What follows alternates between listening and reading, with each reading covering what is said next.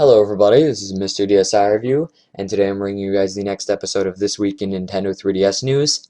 This episode will cover from Tuesday, November 1st to Sunday, November 6th. It's actually been a pretty slow news week. There are only a few things I have to discuss today, and only one, debatably two of them, are actually big pieces of news. But anyway, starting off with one smaller piece of news, apparently Super Mario 3D Land is actually not going to even have a paper instruction manual, and is going to completely have a digital one within the game. And that's kind of interesting for a couple reasons. First off, obviously less paper, better for the environment, costs a little less for Nintendo to produce it. But then on the other hand, I generally think that the paper instruction manuals are kind of cool, even though I really don't read them for the instructions, or if I do, it's very rarely. Sometimes they are legitimately useful, and often they have cool artwork. Plus, they're just nice to have. But we can probably expect that future big name titles, like for example Mario Kart, are going to do the same thing. Next is that Super Mario 3D Land is actually going to contain some firmware update elements of its own. As to why this is, I don't know, but it will. I mean, they shouldn't be exclusive firmware update elements. That's silly, but it's still noteworthy. And kind of going along with that, it seems that there is going to be an update to the friends list. So if you can see, it's a little hard to tell from the snapshot, but at the top you can see join game. Obviously it's not highlighted by any means, but I guess if someone's playing a game that supports um, online play, multiplayer online play, and you can join them, well, there you go. You can do it right from the friend list. So that's interesting. Next bit of news is the price of Resident Evil Revelations, and that it's actually going to cost $50 rather than the standard $40. And there's a couple reasons for this. One of them is that it's going to be on a 4 GB game cartridge as opposed to the usual 2 GB. And apparently it's also supposed to be a massive game with very nice cutscenes and something like 20 hours of story mode gameplay. So, I mean, I'll probably still get it.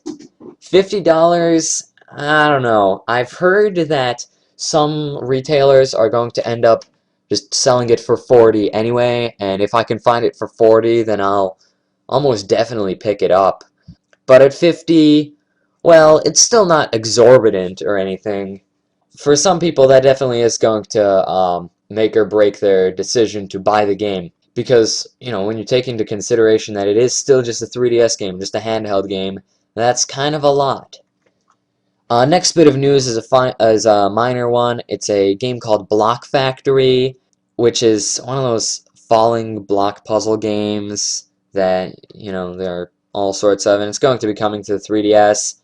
And apparently you can create your own little puzzles and actually share them with QR codes, and it's going to come to the 3DS eShop. So that should be interesting. And, you know, like I said, pretty minor news there. Anyway, I suppose the biggest piece of news from the week is regarding a new Zelda game for the Nintendo 3DS. So, IG Aonuma has stated, "We are already preparing a new game, a game in the series for the Nintendo 3DS, but I don't think that it is a direct sequel to the Zelda titles released on DS. We're talking about a new game, but it takes much of what has been done on previous consoles." So that kind of tells us three things really, and one is that there's going to be a new Zelda for 3DS, which, to be honest, that's not huge news. We could have assumed we were going to get one anyway, because there always is one.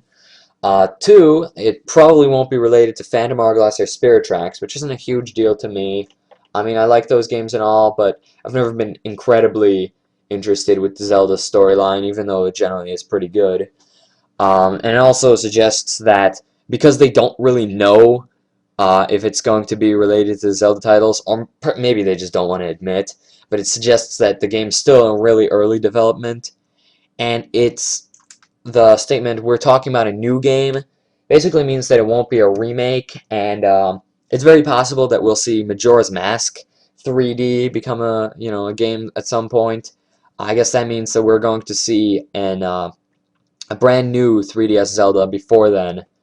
So I'm assuming that we'd probably see this game maybe a year from now or even later. So then if Majora's Mask becomes a thing, maybe like 2013 would be a year for that. So, like I said, not a whole ton of news. That's really about it for this week. As always, you can follow up with the news on my website. If you like this video, then please rate, comment, subscribe. Send this to your friends. I'm sure they'd like to know Nintendo news as well.